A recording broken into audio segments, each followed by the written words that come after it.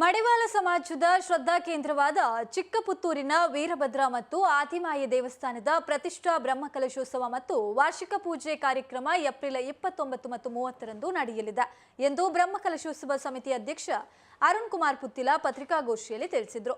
ಮೂಡಬಿದ್ರೆಯ ಕಾರಿಂಜೆ ಮಠದ ಮುಕ್ತಾನಂದ ಸ್ವಾಮೀಜಿ ಆಶೀರ್ವಾದಗಳೊಂದಿಗೆ ವೇದಮೂರ್ತಿ ಕೆಮ್ಮಿಂಜೆ ಲಕ್ಷ್ಮೀಶ ತಂತ್ರಿ ಅವರ ನೇತೃತ್ವದಲ್ಲಿ ವೈದಿಕ ತಾಂತ್ರಿಕ ಹಾಗೂ ಧಾರ್ಮಿಕ ಕಾರ್ಯಕ್ರಮಗಳು ನಡೆಯಲಿದೆ. ಏಪ್ರಿಲ್ 29ರಂದು ಬೆಳಿಗ್ಗೆ 9:30 ಗಂಟೆಗೆ ಮಹಾಲಿಂಗೇಶ್ವರ ದೇವಾಲಯದ ಬಳಿಯಿಂದ ಹಸಿರು ಹೊರೆ ಕಾಣಿಕೆಯ ಮೆರವಣಿಗೆ ನಡೆಯಲಿದೆ. 11 ಗಂಟೆಗೆ ಉಗ್ರಾಣ ತುಂಬಿಸುವಂತಹ ಕಾರ್ಯ ನಡೆಯಲಿದೆ. ಸಂಜೆ 4 ಗಂಟೆಗೆ ತಂತ್ರಿಗಳ ಆಗಮನ ಆಗಿ ಅವರನ್ನ ಪೂರ್ಣ ಕುಂಭ ಸ್ವಾಗತವನ್ನ ಮಾಡಲಾಗುತ್ತದೆ. ಇನ್ನು ಸಂಜೆ 4:15 ಗಂಟೆಗೆ ಸಭಾ ಕಾರ್ಯಕ್ರಮ ಪುತ್ತೂರು ಮಡಿವಾಳ ಸಂಘದ ಅಧ್ಯಕ್ಷ ಪಿಎನ್ ಸುಭಾಷ್ ಚಂದ್ರ ಅವರ ಅಧ್ಯಕ್ಷತೆಯಲ್ಲಿ ನಡೆಯಲಿದೆ.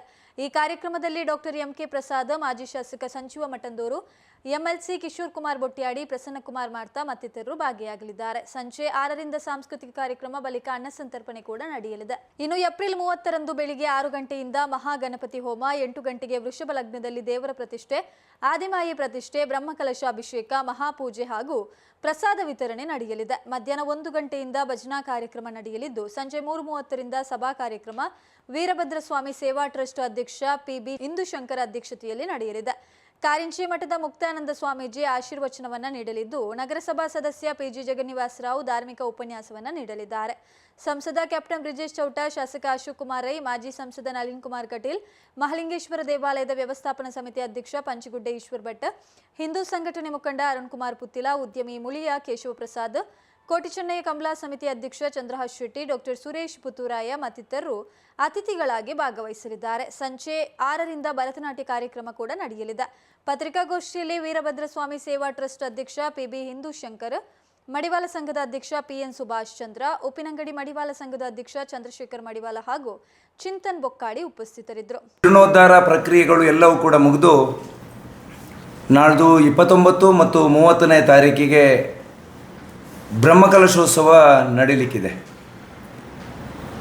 ಮಡಿವಾಳ ಸಮಾಜದ 4 ಮಾಗಣೆಯ ಎಲ್ಲ ಬಂಧುಗಳು ಸೇರಿಕೊಂಡು ಅನಾದಿ ಕಾಲದಿಂದ ನಂಬಿಕೊಂಡು ಬಂದಿರತಕ್ಕಂತಹ ವೀರಭದ್ರ ದೇವಸ್ಥಾನ ಅಜೀರ್ಣಾವಸ್ಥೆಯಲ್ಲಿದ್ದು, ದೈವಜ್ಞರ ಚಿಂತನೆ ಮತ್ತು ಅವರ ನಿರ್ದೇಶನದ ಅನುಸಾರ ಇವತ್ತು ನೂತನ ಆರೂಢದಲ್ಲಿ ಗರ್ಭಗುಡಿ ಎಲ್ಲವನ್ನ ನಿರ್ಮಾಣ ಮಾಡಿ ನಾಳ್ದಿನ ದಿವಸ ಬ್ರಹ್ಮಶ್ರೀ ಲಕ್ಷ್ಮೀಶ ತಂತ್ರಿಗಳ ನೇತೃತ್ವದಲ್ಲಿ ಬ್ರಹ್ಮಕಲಶೋತ್ಸವ ನಡೀಲಿಕ್ಕಿದೆ. ಅತ್ಯಂತ ಶಕ್ತಿಯುತವಾಗಿರ್ತಕ್ಕಂತಹ ಕೇಂದ್ರ, ಧಾರ್ಮಿಕ ಶ್ರದ್ಧಾ ಕೇಂದ್ರ. ನಮ್ಮ ಬೇಡಿಕೆಗಳನ್ನು ಆ ದೇವಸ್ಥಾನದಲ್ಲಿ ದೇವರಲ್ಲಿ ವೀರಭದ್ರ ಸ್ವಾಮಿಯಲ್ಲಿ ಪ್ರಾರ್ಥನೆಯನ್ನು ಮಾಡಿದರೆ ಅದನ್ನು ಅನುಗ್ರಹದ ರೀತಿಯಲ್ಲಿ ಅವೆಲ್ಲ ಕೆಲಸ ಕಾರ್ಯಗಳು ಅತ್ಯಂತ ಯಶಸ್ವಿಯಾಗಿ ನಡೆದುಕೊಂಡು ಬಂದಿರುವಂಥದ್ದು ನಮಗೆಲ್ಲರಿಗೂ ಗೊತ್ತಿದೆ.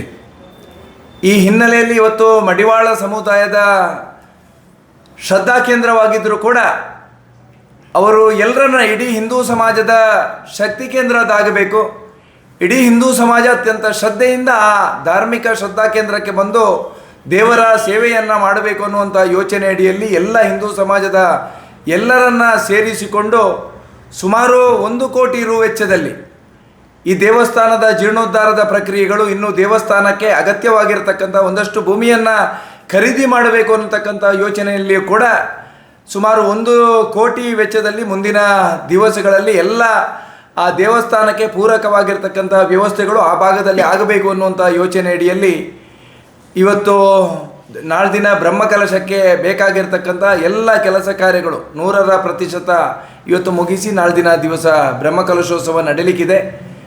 ಪತ್ರಿಕೆಯವರು ಹೆಚ್ಚು ಪ್ರಚಾರವನ್ನು ಕೊಟ್ಟು ಅತ್ಯಂತ ಕಡಿಮೆ ಇರತಕ್ಕಂಥ ಜನರಿರತಕ್ಕಂಥ ಮಡಿವಾಳ ಸಮುದಾಯದ ಈ ಶ್ರದ್ಧಾ ಕೇಂದ್ರ ಇಡೀ ಹಿಂದೂ ಸಮಾಜದ ಶ್ರದ್ಧಾ ಕೇಂದ್ರವಾಗಬೇಕು, ನಮ್ಮೆಲ್ಲರ ನಂಬಿಕೆಗಳಿಗೆ ಶಕ್ತಿಯನ್ನು ಕೊಡತಕ್ಕಂಥ ಆ ಸಾನ್ನಿಧ್ಯ ಅದು ಆಗಬೇಕು ಅನ್ನತಕ್ಕಂಥ ಯೋಚನೆ ಅಡಿಯಲ್ಲಿ ಎಲ್ಲ ಪತ್ರಿಕೆಗಳು ಕೂಡ ಆ ದೇವಸ್ಥಾನದ ಇತಿಹಾಸ ಪರಂಪರೆಯನ್ನು ಒಂದಷ್ಟು ಪ್ರಚಾರವನ್ನು ಕೊಟ್ಟು ನಾಳ್ದಿನ ಆ ಕಾರ್ಯಕ್ರಮವನ್ನು ಅತ್ಯಂತ ಯಶಸ್ವಿಯಾಗಿ ನಡೆಸಿಕೊಡಬೇಕು ಮತ್ತು 2 ದಿವಸಗಳ ಕಾಲ ಧಾರ್ಮಿಕ ಸಭೆಗಳು ಮತ್ತು 2 ದಿವಸಗಳು ಕೂಡ ಸಾಂಸ್ಕೃತಿಕ ಕಾರ್ಯಕ್ರಮಗಳು ಮತ್ತು 29ರಿಂದ 31ರವರೆಗೆ ಅನ್ನ ಸಂತರ್ಪಣೆ, ಉಪಹಾರಗಳು ಎಲ್ಲವೂ ಕೂಡ ಆ ಕ್ಷೇತ್ರದಲ್ಲಿ ನಿರಂತರವಾಗಿ ನಡೀಲಿಕ್ಕಿದೆ. ಈ ಹಿನ್ನೆಲೆಯಲ್ಲಿ ತಾವು ಕೂಡ ಪತ್ರಕರ್ತರು ಎಲ್ಲರೂ ಕೂಡ ಆ ಕಾರ್ಯಕ್ರಮಕ್ಕೆ ಭಾಗವಹಿಸಬೇಕು ಮತ್ತು ದೇವರ ಪ್ರಸಾದವನ್ನು ಸ್ವೀಕಾರ ಮಾಡಬೇಕು ಅನ್ನುವಂಥದ್ದನ್ನು ಈ ಸಂದರ್ಭದಲ್ಲಿ ವಿನಂತಿಯನ್ನು ಮಾಡಿಕೊಳ್ತಾ ಇದ್ದೀನಿ.